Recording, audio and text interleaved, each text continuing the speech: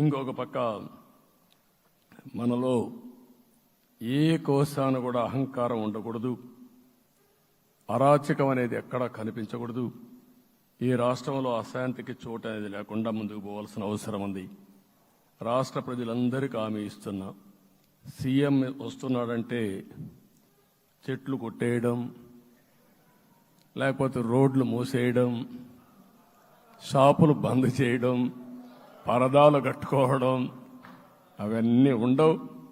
CM కూడా ఒక మామూలు మనిషిగానే వస్తా, అందరితో కలిసి ఉంటాం.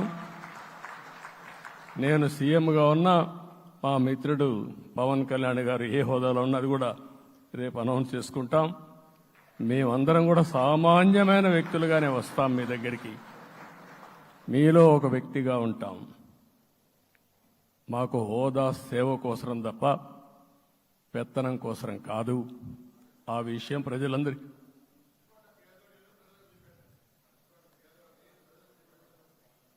అవన్నీ చేస్తాం. ఇంకొక పక్కన నిన్న మొన్న నేను వస్తానంటా ఉంటే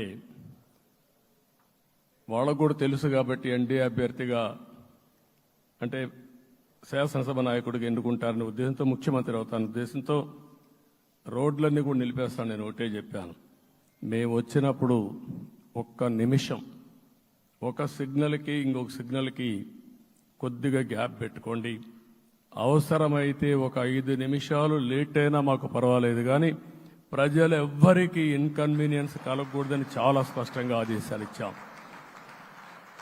కాబట్టి అవన్నీ మనం చేద్దాం.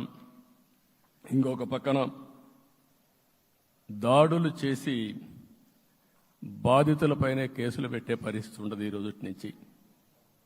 అది కూడా మనం చూసాం. ఏ ఒక్కరి ఆత్మగౌరవానికి భంగం కలగదు. ఒక పాజిటివ్ గవర్నెన్స్ అన్ని చోట్ల కనపడుస్తుంది. ప్రజాహితం కోసమే పనిచేస్తాం. ప్రతి నిర్ణయం, ప్రతి అడుగు ప్రజల కోసమే ఉంటుంది.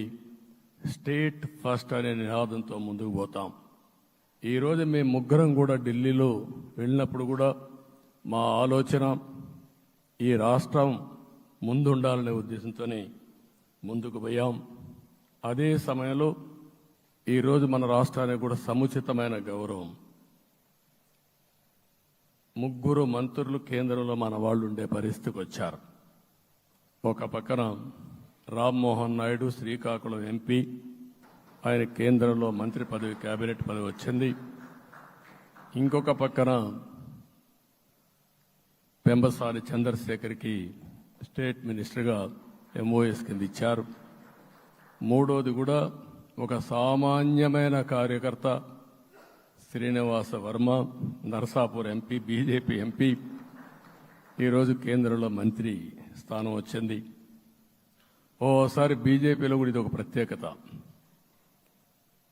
ఆయన ఎంపీ ఇచ్చినప్పుడు నాకే ఆశ్చర్యం వేసింది.